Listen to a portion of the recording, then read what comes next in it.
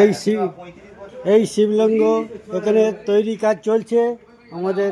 এই অনুমানিক 35 বছর আমাদের এই বাঁক নিয়ে যাতায়াত করছে। কালীঘাট থেকে আসে 35 বছর ধরে আমাদের এই অনুষ্ঠান।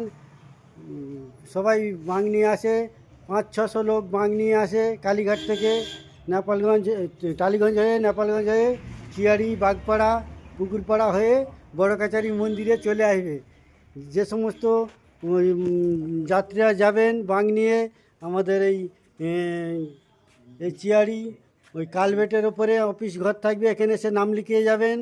যারা বাসে করে যাবার সময় যাবে, আপনারা যোগাযোগ করবেন তাড়াতাড়ি, যত আগে যোগাযোগ করবে তত ভালো, কারণ বাসের সিটের একটা ব্যাপার থাকে। আপনারা চলে আসবেন। এই আমাদের এই বাঁক নিয়ে আসছে 35 বছর ধরে চলে আসছে। এই আমাদের 2026 সাল চলছে এখন। মোটামুটি যে সমস্ত ভক্তরা বাঁক নিয়ে যাবেন আমাদের সঙ্গে যোগাযোগ করবেন এই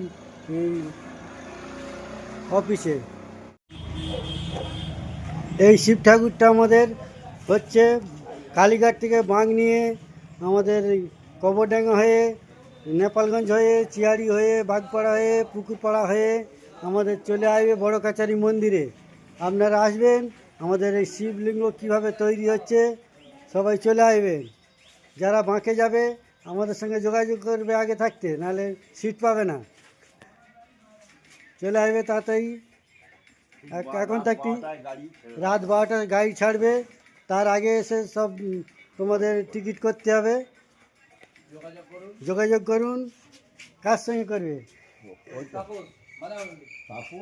এই সবাই আছে, এদের কাছে আসে বললেই হবে। হ্যাঁ, ব্রিজের অফিসে চলে আসবে। এখানে যারা যাবে আগে থাকতে নাম লেখাতে হবে, নাহলে বাসের সিট পাবে না। সবাই চলে আসবেন।